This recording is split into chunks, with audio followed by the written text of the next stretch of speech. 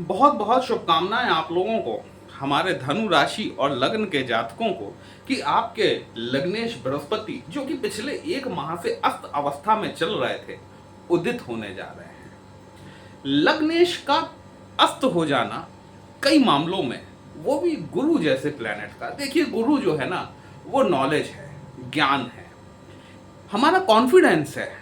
हम जो बोलते हैं, हम जो अपने क्रियाकलाप करते हैं, हमारा कॉन्फिडेंस हमारे ज्ञान के लेवल पर ही तो हम कर पाते हैं। और वही ज्ञान कहीं धूमिल हो जाए, उस पर एक हल्की छाया आ जाए, या वो ज्ञान अस्त हो जाए, तो हमारा जीवन किस प्रकार का रहेगा। सेम वही स्थिति हमारे धनु राशि और लग्न के जातकों के लिए विगत एक माह से देखने के लिए मिल रही थी।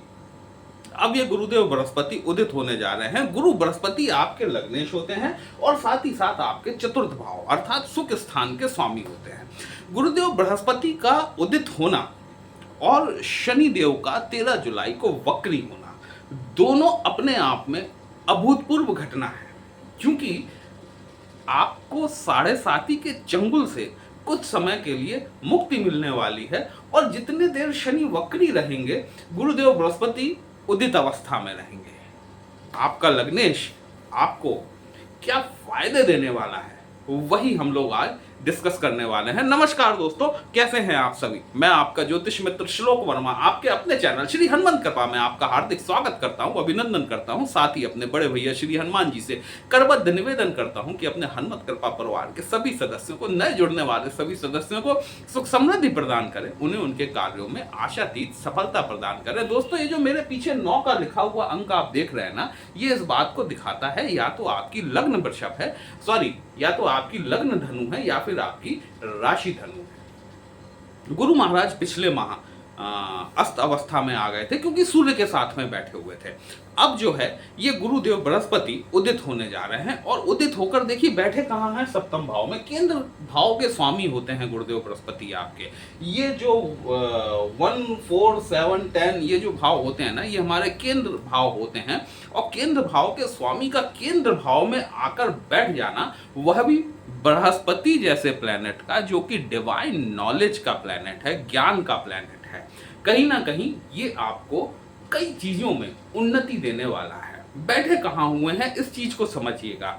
बैठे हुए हैं आपके सप्तम भाव में, जहां पर कि बुध की मिथुन राशि फॉल करती है। जब आप छोटे थे, आपको आपके सर, आपके गुरुजन जब घर पर आपको ट्यूशन पढ़ाने आते थे, स्कूल की बात नहीं कर रहा हूं, जब आपको घर पर ट्यूशन पढ़ाने आते थे, उस समय आपको जो फीलिंग आती थी, कहाँ फंस गए यार, है ना।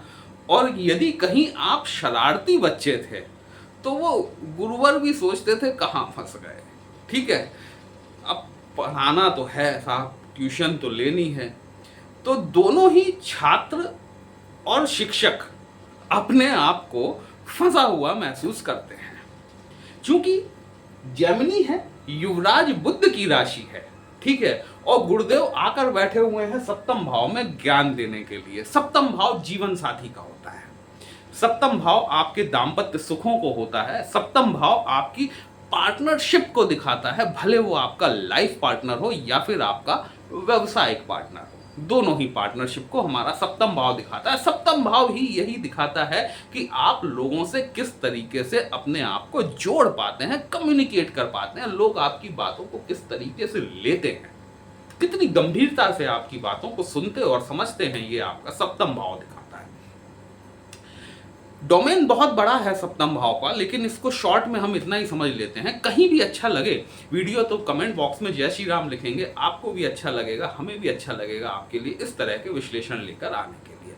सप्तम भाव में वो सभी जातक धनु राशि के, स्पेशली मैं कहना चाहूंगा कि इसको हिंदी में जो है पंचांग की भाषा में यदि कहा जाए तो इसको तारा उदय होना कहा जाता है। ऐसे दौरान में शादियां नहीं होती। जब गुरु बृहस्पति अस्त होते हैं ना, उस दौरान शादियां नहीं होती, और शादी करनी भी नहीं चाहिए। भले ही आप लव मैरिज करने जा रहे हो या कोर्ट मैरिज, जो भी आप कर रहे हो, you have to wait for some time, है ना।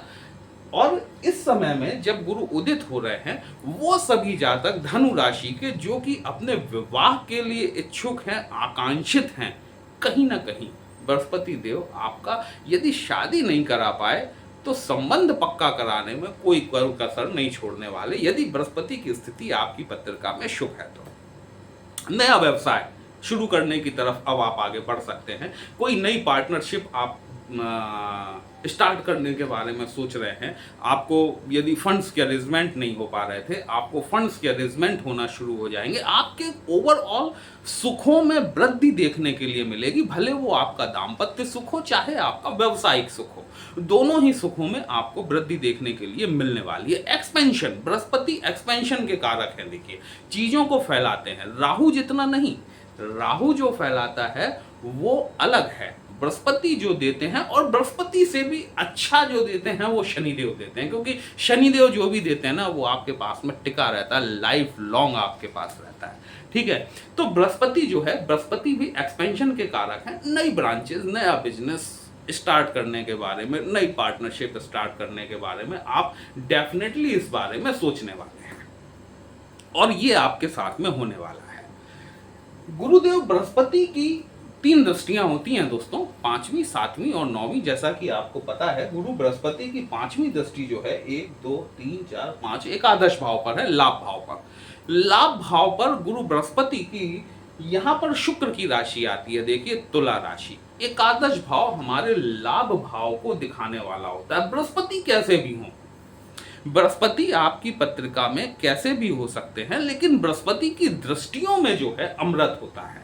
जिस भाव में आपके पत्रिका में गुरुदेव बृहस्पति मौजूद हैं, उसके अलावा भी वो जहां जहां देख रहे हैं, बृहस्पति हो सकता है कि आपकी पत्रिका में खराब बैठे हों, लेकिन बृहस्पति जिन भावों पर भी, चाहे वो आपके नेटल चार्ट में हो या फिर गोचरस्थ बृहस्पति हो, जहां भी देखेंगे वहां पर आपको अमृत के समान चीजें मिलना शुरू हो जाएंगी। लाभ में वृद्धि होगी आपके। कुल मिला के यदि देखा जाए, आप व्यवसायी हैं, आप नौकरी पेशा हैं, आप का जो भी प्रोफेशन है, कहीं ना कहीं से आपको लाभ देखने के लिए जरूर मिलेगा। बृहस्पति की 7वीं दृष्टि जो है वो अपने ही घर पर पड़ेगी, लग्न पर। लग्न मतलब कि आप स्वयं, लग्न मतलब आपकी कैरेक्टरिस्टिक, लग्न मतलब कि आपका ओवरऑल पोर्टफोलियो आपका।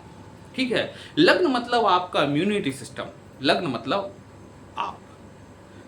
तो जब बृहस्पति की 7th दृष्टि, 7th एस्पेक्ट, जो कि संपूर्ण दृष्टि होती है किसी प्लेनेट की, जब अपने ही घर पर पड़ेगी, आपकी लग्न पर पड़ेगी, बृहस्पति यहां बैठकर आपको निश्चित तौर पर आपके अंदर एक नॉलेज का भंडार भरने वाले हैं। डिवाइन प्लेनेट है, आध्यात्मिकता है इसके पास में, ज्ञान है, अब अतुलनीय ज्ञान के कारक हैं बृहस्पति। इस ब्रह्मांड में जो भी ज्ञान है उस सब का कारक कहीं ना कहीं बृहस्पति है। ठीक है, तो ये बृहस्पति जो है ये आपको ज्ञान देने का कार्य जरूर करने वाले हैं। गुरु बृहस्पति की 9वीं दृष्टि जो है वो आपके 3rd हाउस पर पड़ेगी। पराक्रम का, डिसीजन मेकिंग का, करेज का भाव होता है। ऑनलाइन चीजों को मैंने आपके वार्षिक भविष्यफल में भी आपसे बताया हुआ है, और मैं हर वीडियो में आपसे ये कहता हूं कि आप अपने चीजों को जितना ऑनलाइन ले जाएंगे, देखिए राहु भी आपके 3rd हाउस में ही बैठे हुए हैं। ठीक है, राहु की स्थिति आपके पत्रिका में जैसी भी हो, लेकिन गोचरस्थ राहु जब 3rd हाउस में आकर बैठे हुए हैं, आपको कम से कम ऑनलाइन क्षेत्रों में तो आपको जरूर जबरदस्त सफलता देखने के लिए मिलेगी, क्योंकि राहु स्वयं एक्सपेंशन के कारक हैं, और गुरुदेव बृहस्पति की 9वीं दृष्टि जो है वह भी आपके 3rd हाउस पर पड़ रही है। शानदार परिणाम मिल सकते हैं यदि आप अपने बिजनेस को ऑनलाइन क्षेत्र में लेकर जाते हैं। यदि आप कंप्यूटर सेक्टर से जुड़े हुए हैं, देखिए बात समझिएगा, यदि आप कंप्यूटर सेक्टर से जुड़े हुए हैं, यदि आप कोई इंडस्ट्रियलिस्ट हैं, आप अपनी चीज़ों को जितना टेक्निकल करते हैं, ठीक है, तो आपको उतने ज़्यादा बेनिफिट्स यहाँ देखने के लिए मिल सकते हैं। गुरु बृहस्पति देखिए यहाँ पे अब आपके डिसीजंस जो पिछले 1 माह से आपके सामने एक पर्दा सा छा गया था, एक धुंध सी आ गई थी, समझ में नहीं आ रहा था कि क्या किया जाए, क्या सही है क्या गलत है। इस तरीके का निर्णय आप अगर नहीं ले पा रहे थे, तो ये जो अब पीरियड आपका शुरू हुआ है, गुरुदेव बृहस्पति इस साल अतिचारी हैं, आपको पता होगा, राशि परिवर्तन करेंगे अपना, है ना। अक्टूबर तक गुरु आपके 7म भाव में ही बैठने वाले हैं। इस दौरान आपको जितना यूटिलाइज कर लेना है, बृहस्पति की 7th हाउस में उपस्थिति, साथ में शनि वक्री, दोनों ही चीजें आपके लिए गोल्डन है। इसको कहेंगे सोने पर सुहागा। है ना, कि वही पीरियड गुरु के उदित होने का है और वही पीरियड शनि वक्री का है। जो ढैया आपकी तरफ जो तीर चला आ रहा था वो डायरेक्शन बदल गया, ठीक है, और जो है कि गुरु उदित हो गए।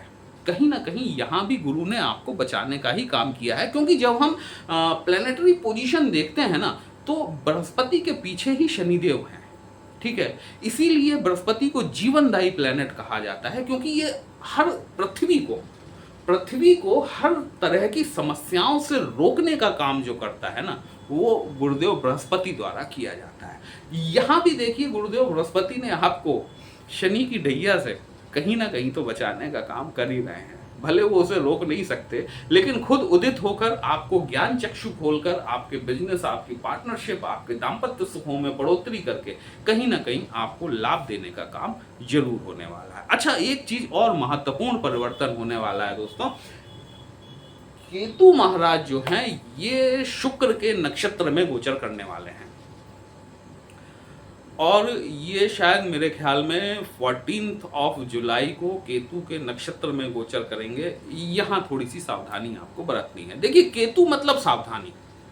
जब भी आपको केतु शब्द जुड़ जाए किसी भी प्लैनेट के साथ में, किसी भी भाव के साथ में, वहाँ पर आपको सावधानी बरतनी है। शुक्र का नक्षत्र पूर्वा फाल्गुनी नक्षत्र में शायद जा रहे हैं, मुझे अभी एग्जैक्टली याद नहीं आ रहा है ना कि कहाँ जा रहे हैं, क्योंकि इसके लिए हम एक सेपरेट वीडियो लेकर आएंगे कि केतु, चूंकि अब केतु की डिग्रीज भी कम हो रही हैं, राहु की डिग्रीज भी कम हो रही हैं, ये दोनों प्लैनेट उल्टे चलते हैं, अपनी युवावस्था में आ रहे हैं, ठीक है। अभी तक जो 30 डिग्री से वापस चले आ रहे थे ये मृत प्राय अवस्था में थे, या आप कह सकते हैं कि इनकी बाल्यावस्था चल रही थी। दोनों में से आपको जो समझना हो आप वो समझते हैं। लेकिन अब जो है, अब धीमे धीमे राहु और केतु की डिग्रीज कम होना, मतलब ये 25-26 डिग्री के आसपास आना शुरू हुए हैं। यहाँ से इनका कार्यकलाप अगले दिसंबर 2026 तक के लिए आपके चार्ट में अब शुरू होता है।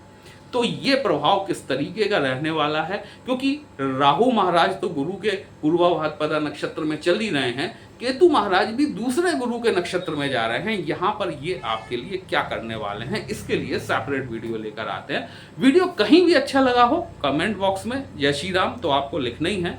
अपने चैनल को लाइक, शेयर और सब्सक्राइब जरूर कर लीजिएगा। हमसे यदि पत्रिका का विश्लेषण कराना चाहते हैं दोस्तों, व्हाट्सएप नंबर थंबनेल में दिया गया है। पर्सनल कंसल्टेशन पेड होता है, एक छोटी सी फीस आपको पे करनी होती है। आपकी समस्या का उचित समाधान हमारे द्वारा करने का प्रयास जरूर किया जाता है। चलिए फिर मिलते हैं, तब तक के लिए जय श्री राम।